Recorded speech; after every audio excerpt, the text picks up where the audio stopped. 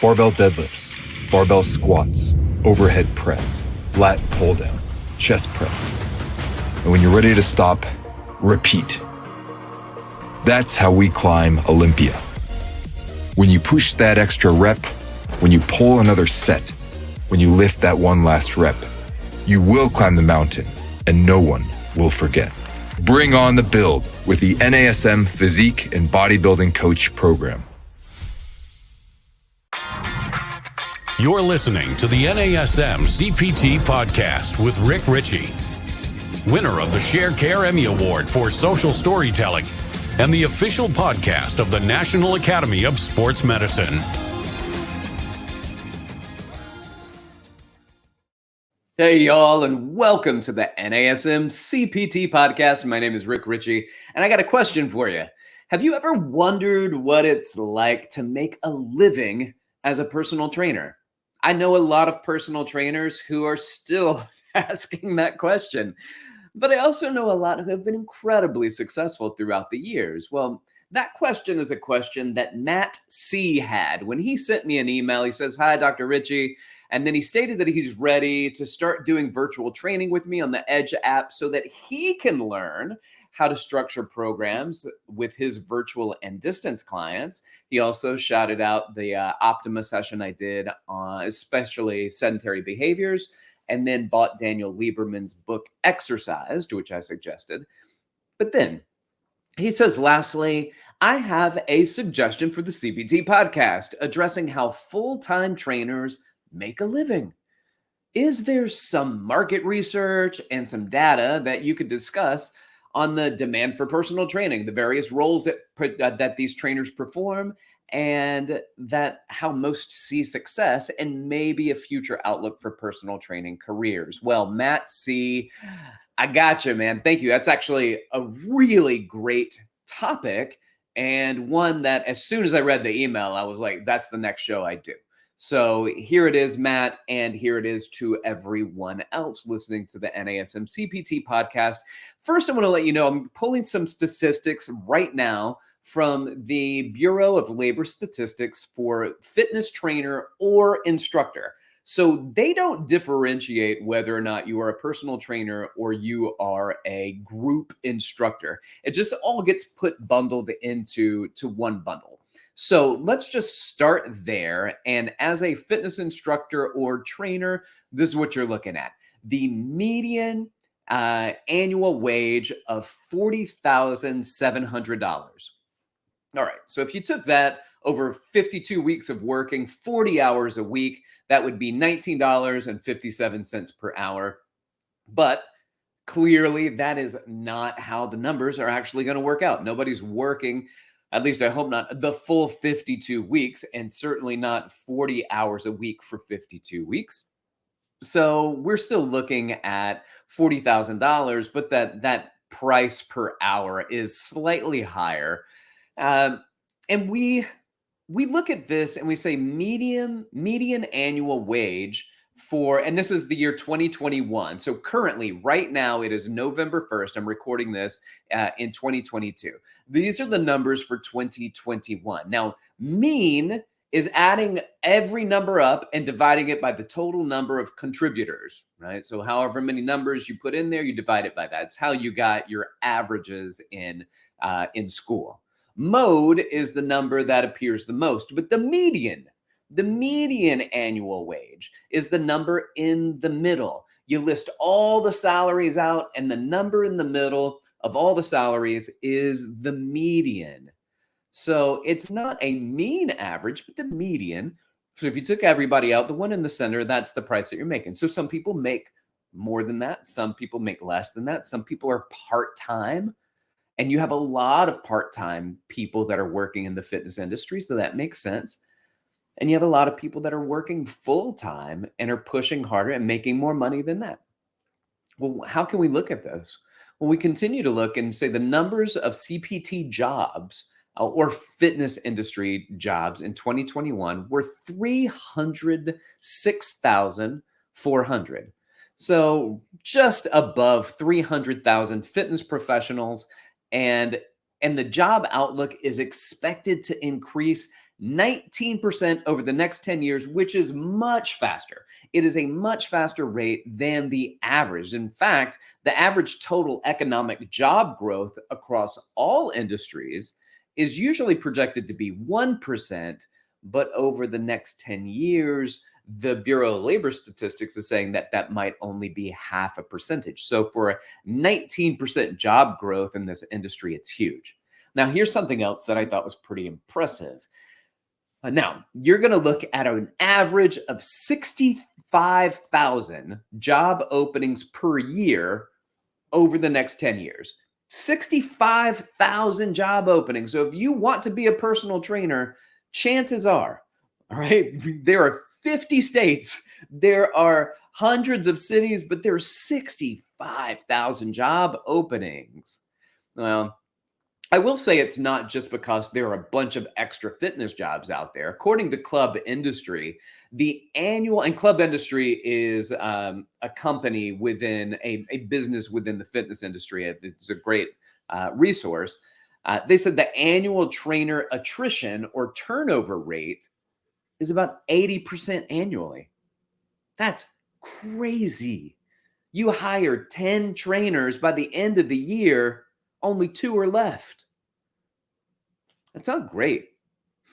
Also, that could be an entirely additional episode on trying to identify why is there so much attrition? Why is there so much turnover? I've got some opinions about it. Leading the pack is people that are not qualified to be personal trainers, think it's a cool job, and they start working as a personal trainer, and then they find out that they have to get information and education, and it's harder than they think, and they have to do sales, and it's not just hanging out at the gym receiving a paycheck. So putting that up front and center, I think that would be help to clear things up quite a bit. Well, let's look at some of the jobs that exist within the fitness industry, and it's certainly not limited to personal training or group instruction. But when you look at that, the group instruction, that's still going to include a lot of things, right? So it could be fitness, it could be Pilates, it could be boot camps, high intensity training. You start getting into more and more one-on-one. So you could have wellness coaching, strength and conditioning coaching, sports performance training. All of these are subgroup, sub-context of what you can do and what you can shift into a niche, right? Well, where can you work? And there's more. We're going to get into that a little bit more, but where can you work? Well, certainly there are gyms. There are plenty of gyms. There are corporate gyms. The corporate gyms are the chain gyms that you see throughout the country. There are community centers. Community centers would be like a YMCA or a JCC. There are private gyms and private studios, independent training studios, which are co-working training facilities.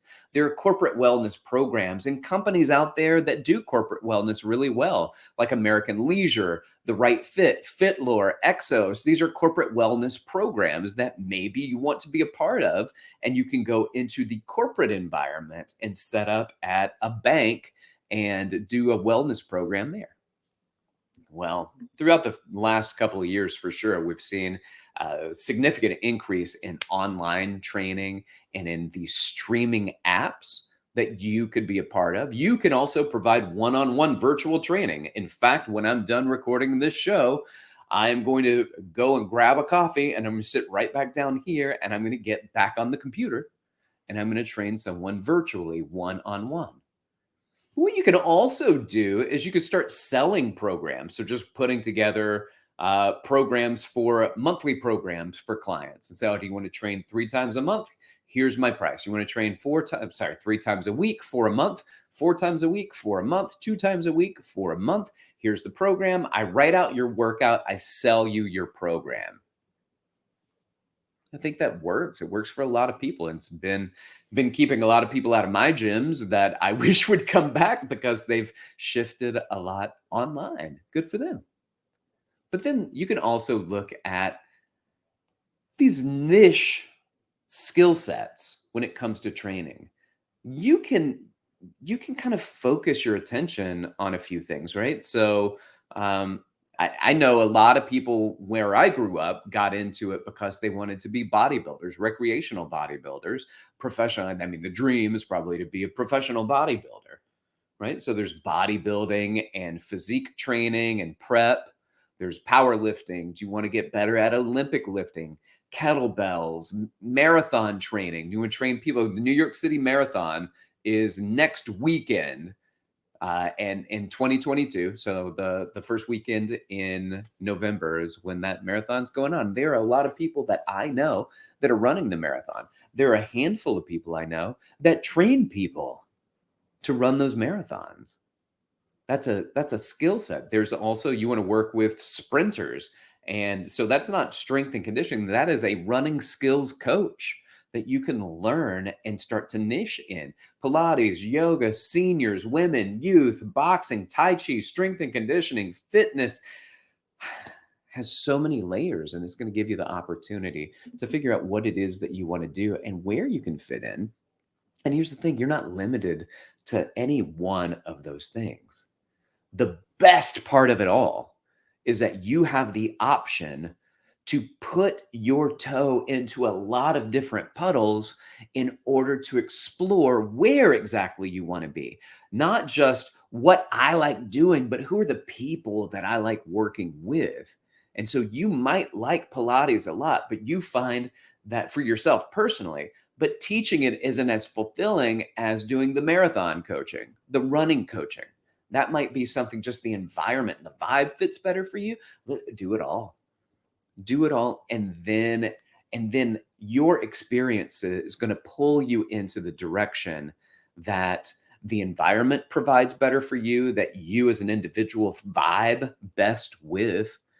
And then, of course, there will be financial rewards. So, or incentives because of the amount of people that you can affect and influence with the skill set that you provide. I think you should also consider that there are options for you in fitness education. And I'm not talking about necessarily going back to school and getting a degree and teaching in school, which I think is great. And to be a physical education teacher, to teach exercise science, all of those are wonderful. But I'm talking about fitness education where you develop your skill set and then you teach courses based on your niche and your skill set. And what NASM does, and every other major accrediting body does, is that if you can apply and you can get NASM CEUs applied to your course. So if people want NASM CEUs, they can take your course and get credit for it for their recertification. Is that something that you can do? You see yourself doing? I know a lot of you are listening to that saying, oh, I'd love to do that, but I don't know where to start. I don't know where to start. Well, you have to start by putting your thoughts on paper, putting it together, writing it down, getting comfortable and trying to figure out what it is that you want to teach, who it is that you want to teach, who needs the information that you're trying to provide. And you then can become an educator if you are educated and skilled in a specific realm of fitness. What is that? Do you want to do a kettlebell course? All right, cool. You want to do an entire course on how to best and most efficiently train athletes on the speed or agility ladder. You can do an entire course on that. It doesn't have to be a long course. It could be an hour. It could be 2 hours, and NASM would give you 0.1 or 0.2 credits to go towards that. At the end of 2 years, you just need 2. So that could fill in the gaps for a lot of personal trainers, and you get paid for it. I think it's pretty cool. Man, I think that's pretty cool. You know what? That's what I do. It's pretty cool. Like I teach this stuff. I love this so much. But you can also teach business of fitness. As you start to develop your skill set and you realize that you've created a good business in the fitness world, you can teach others how to do that as well. And you can sell education on that. You can do how to teach runners how to run. You can teach squat mechanics. What is your thing? The greatest thing about training is the number of side hustles that you get to have. You can have so many side hustles, and that keeps it entertaining and engaging for you.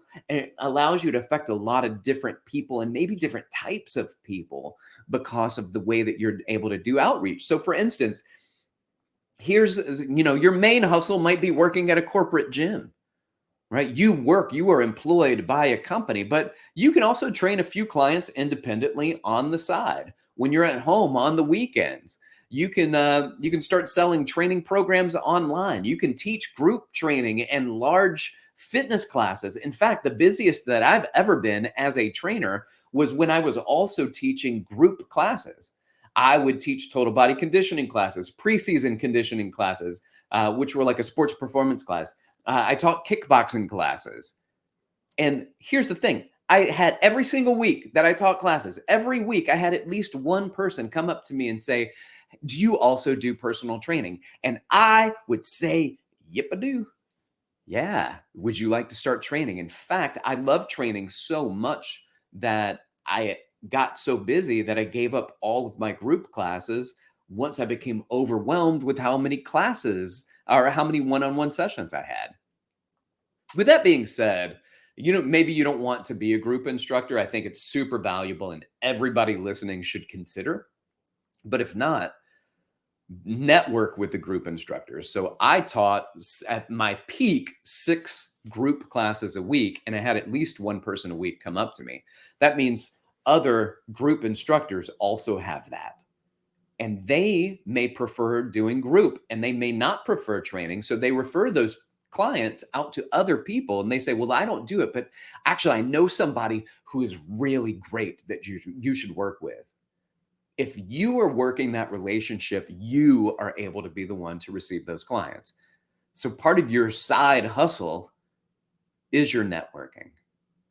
And then there's some other options that I think should probably be considered in the finale of this conversation, which is you could look at doing operations within gyms. So you want to become a operations manager. Do you want to go into management? A lot of times they take top performers and move them into management. That's not always the best idea, not for the company and not for the trainer. Sometimes you give up a lot of money and a lot of freedom to go into management, but you do definitely increase the consistency of what it is you do. But just because you're a good trainer doesn't make you a good manager.